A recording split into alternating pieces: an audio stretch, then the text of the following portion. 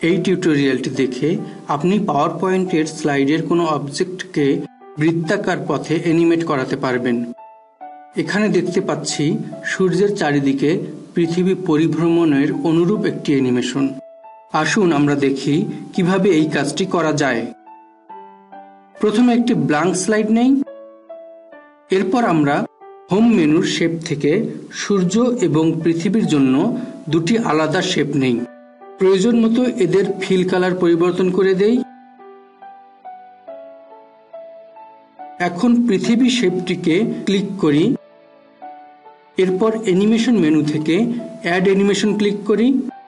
Motion path থেকে shapes অ্যানিমেশনটিকে click করি। দেখব পৃথিবী শেপটির মধ্য দিয়ে একটি বৃত্তাকার পথ তৈরি হয়েছে। এই পথটিকে মাউস দ্বারা ড্র্যাগ করে এমনভাবে বড় ছোট করি যেন সূর্যের শেপটি কেন্দ্রে থাকে। এরপর অ্যানিমেশন মেনু থেকে অ্যানিমেশন প্যানে ক্লিক করব। সেখানে দেখানো অ্যানিমেশনের নামের পাশের ছোট্ট তীর চিহ্নতে ক্লিক করে দেখব ইফেক্ট অপশনের একটি ছোট্ট বক্স এসেছে।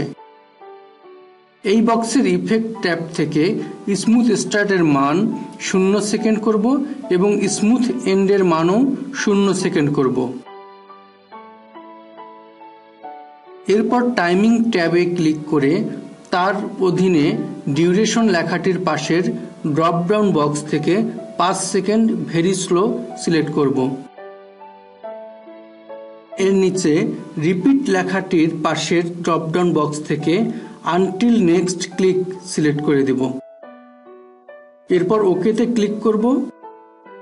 এখন স্লাইড শোতে স্লাইডের উপর ক্লিক করলে দেখব পৃথিবী শেপটি সূর্যকে কেন্দ্র করে ঘুরছে। স্লাইডে আরেকটি ক্লিক না করা পর্যন্ত তা ঘুরতেই থাকবে। এখন আমরা যদি পৃথিবীর কক্ষপথ দেখাতে চাই তাহলে ডিজাইন ভিউতে আরেকটু কাজ করতে হবে।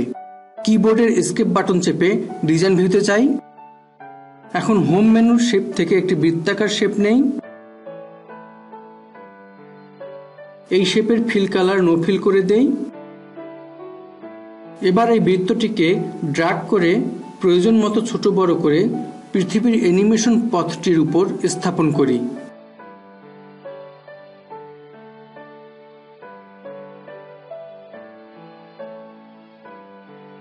এখন স্লাইড শোতে গিয়ে স্লাইডে ক্লিক করে দেখব অঙ্কিত কক্ষপথে পৃথিবীটি সূর্যকে কেন্দ্র করে ঘুরছে।